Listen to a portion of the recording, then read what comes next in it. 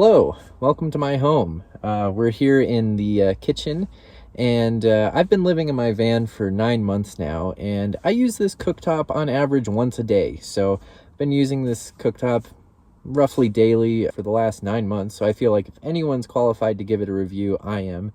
And I want to say I'm going to be highly critical of this cooktop in this review, and overall I am happy with it, but there are quite a lot of quirks.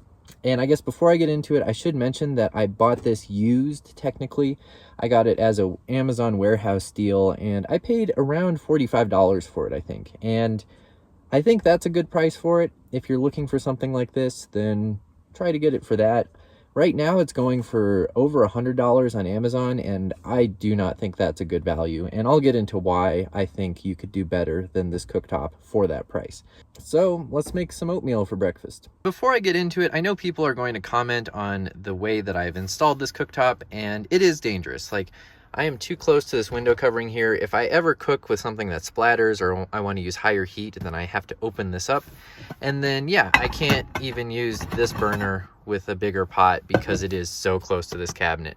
So I have to be very careful when I'm using this cooktop and very aware that I don't light things on fire, which is why I have a fire extinguisher right there at the ready. All right, let's get this guy lit. So this is our first problem. So if you pull this knob off, you'll see that the post is not centered. And that means when you're trying to push this down, you have to kind of pull it towards you, and then you can push down and click. That just feels sloppy to me. I'm sure not all of the cooktops have that issue, but the fact that it left their factory like that says to me that they probably don't have the best quality control. Another thing that people complain about a lot is these little piezoelectric igniters. And you can see that this one's a little funky, but it does eventually light. And I found that you can get these to work. You just have to bend them. So I try to bend the needle so that it's towards the bottom of the burner. So it's pointing towards the bottom, and you just have to fiddle with it. And you can get it to work, because it is really annoying just having to get like a grill lighter or a match out every time you light the stove. Okay, so our water is boiling right now, and normally what I'd do is I'd throw my oats in there and turn it down to low so we can simmer the oats for about 10 minutes. So let's turn it down to low. I should mention that there's normally a sticker here. The one that I got, the sticker was peeling off, so I just peeled it the rest of the way off and cleaned it up. I think that's why I got a deal on it on Amazon. That was the like major cosmetic defect. So yeah, we can see we've turned it down to low, and it's still boiling. Like, this is too rapid of a boil to cook oats, in my opinion. So let's take a look at what's going on here. So admittedly, this burner puts out a little bit more heat than this one, but they're actually pretty comparable. And this is the lowest flame on this burner, and it is way too high in my opinion. So here's high and here's low. And in my opinion, you get high heat and then medium high heat. It just like scorches everything.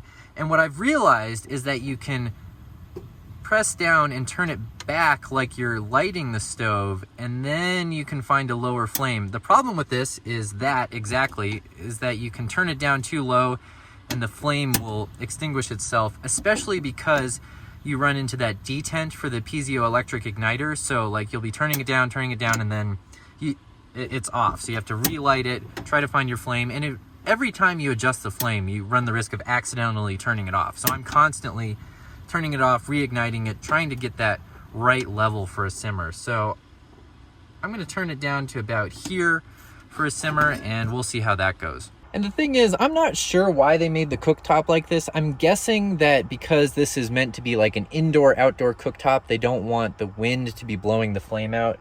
So like, it does come with a wind guard and a top that I just chose not to install. I didn't have space for it. So I think that's why you can't get a low flame on this cooktop, at least using it the way that it's intended.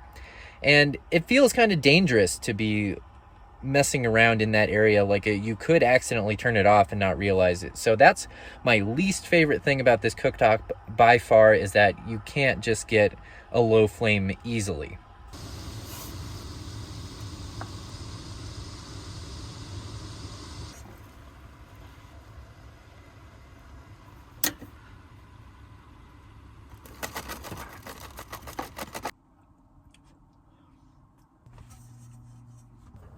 So I have one more thing that I really like about this cooktop and one more gripe. So one thing that I really like is that it's easy to clean.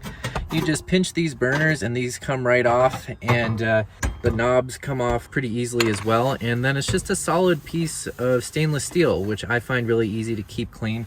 I actually use my cooktop as a drying rack, and so like a lot of water drips down there and it gets dirty pretty quickly, but it's, especially for a gas cooktop, it's really easy to wipe down, so I like that.